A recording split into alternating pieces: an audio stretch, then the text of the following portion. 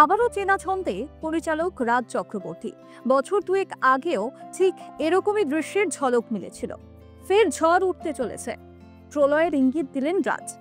সম্প্রতি সমাজ মাধ্যমে বেশ কিছু ছবি দেখা গিয়েছে, আর তাতে করে দর্শকরা কিন্তু বুঝেই গিয়েছেন যে রাজ চক্রবর্তী তার নতুন কাজ শুরু করেছেন।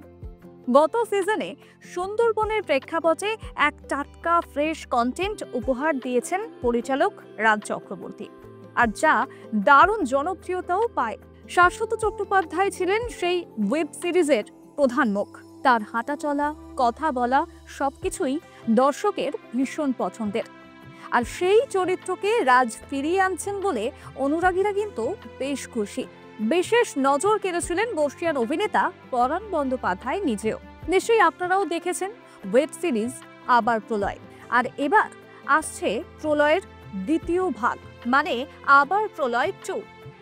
এই সিরিজ মানেই টান টান একটা উত্তেজনা। এবারের ওয়েব সিরিজেও থাকছেন শাশ্বত চট্টোপাধ্যায়, তা নিয়ে সংশয় নেই। রগডগে এক পটভূমি এবং তার সঙ্গে আরেকজনের নাম না নিলেই নয়, তিনি হলেন অনিমেষ দত্ত।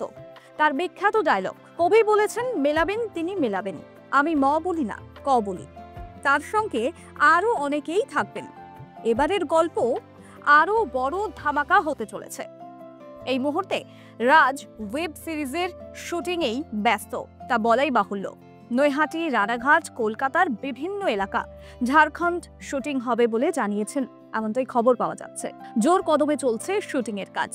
যে ছবিগুলি সমাজ মাধ্যমে ইতিমধ্যেই শেয়ার করেছেন পরিচালক রাজ চক্রবর্তী, সেখানে দেখা গিয়েছে যে শুটিং এর শুরুর আগে বড়মার মন্দিরে পুজো দেন এবং আশীর্বাদ নেন তারা। হাতে রয়েছে আবার প্রলয় 2 এর একটা পোস্টারও।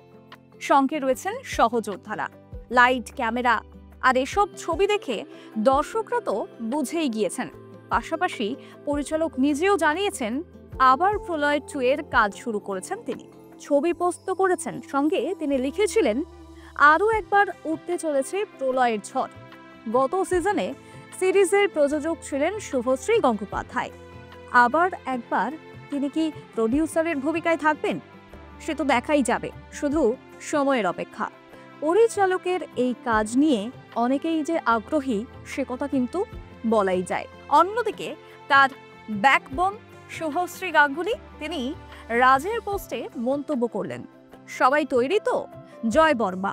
কবে এই সিরিজ মুক্তি পাবে তা কিন্তু এখনো ঘোষণা করা হয়নি। নতুন বছরে দেখা যেতেই পারে, এমনটা কিন্তু আজ করাই যায়।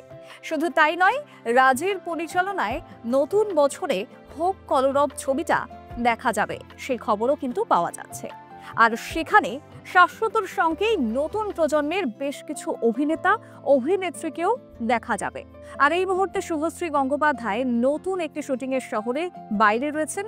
কৌশিক গঙ্গোপাধ্যায়ের নতুন ছবির নায়িকা তিনি, আর তাই রাজ শুভশ্রীর অনুরাগীরা তাদের দুজনের এই দুটো নতুন কাজের খবর পেয়ে বেশ খুশি। তার কিন্তু বলার অবকাশ নেই।